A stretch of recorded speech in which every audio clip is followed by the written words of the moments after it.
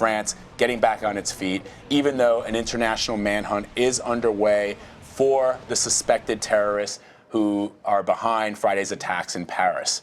Police carried out more than 150 raids across France and Belgium overnight and this morning. Authorities in Belgium say 7 people were arrested for possible links to the attacks. All but 2 have been released. Now the search is on for a 26-year-old French citizen born in Brussels who is described as highly dangerous. Authorities also have identified the suspected mastermind behind the attacks, a Belgian national who is believed to be in Syria. In a special joint session of Parliament today, French President François Hollande said he will propose law extending the country's state of emergency for 3 months. Hollande said France is at war and that Paris attacks targeted, quote, youth in all its diversity. France is at war. The acts committed on Friday evening in Paris near the Stade de France were acts of war.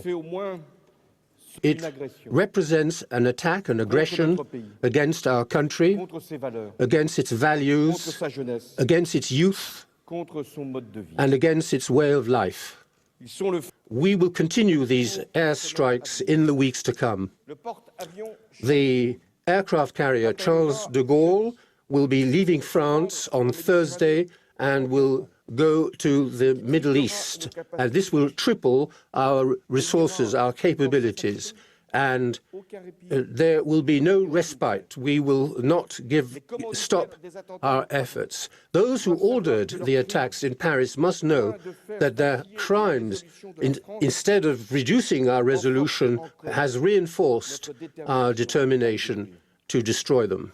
But we must bring together all those who can really fight against this terrorist army within the framework of a large single coalition. We will be working in that direction.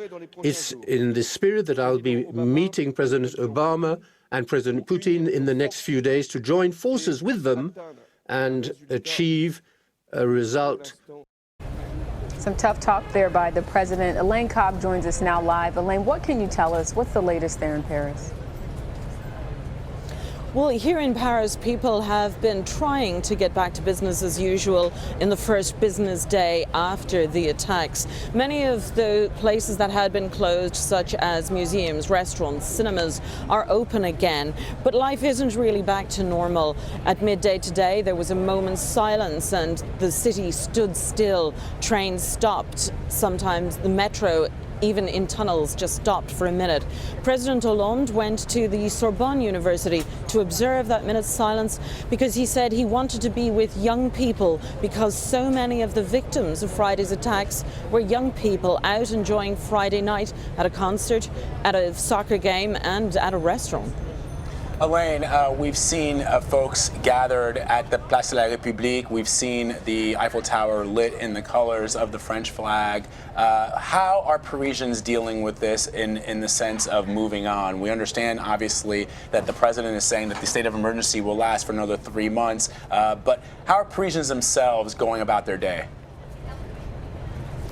Parisians have been very much saying we won't let the terrorists win, we won't be afraid. On the other hand, there is heightened security here. There are more police on the streets, heavily armed police. There are also more military around, particularly at sensitive sites, at the main government buildings, outside churches and synagogues, and outside schools. So parents, for example, were telling me, I'm going to pick up my child from school. I'm taking off work early to do that because I want to be sure. And they've come here again to the Place de la République behind me, and also still to the sites of the attacks, to lay flowers, to pay tribute and to remember, because it's still very raw here. Elaine, I also want to ask you a question about the reaction that the French people are having to President Hollande's statements that France is now bombing, striking targets in Syria in retaliation for what happened on Friday. When I was in France after 9/11 and also at the start of the invasion of Iraq in 2003, a lot of French people, a lot of my friends, family members were against the U.S. Intervention in the Middle East. And I wonder now if French people are completely behind. It's in its early days, but I'm just curious if the people that you've spoken to are 100% behind François Hollande's decision to attack these targets in Syria. It may not be 100%, but it is very strong. People have been very much behind the decisions to strike Syria. France has already carried out raids against Islamic State militants points in Syria and northern Iraq over the past several weeks.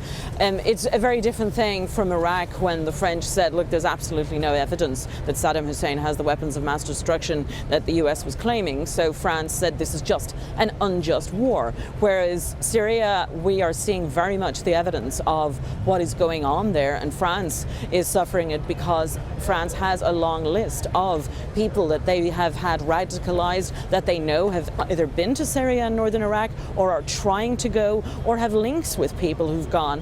And the French are trying now, under the state of emergency rules, to try to track down as many of them as possible and see what they've been up to. Because, of course, they're hoping to establish some links between people they've already got their eyes on, to see who was talking to who was planning what. Because, as the authorities said, it was clear that the teams carrying out these attacks were very well organized and very well coordinated. Everything happened within the space of 20 minutes at the same time, almost, in several locations. Elaine Cobbe reporting from Paris. Elaine, thank you so much for your insights. We appreciate it.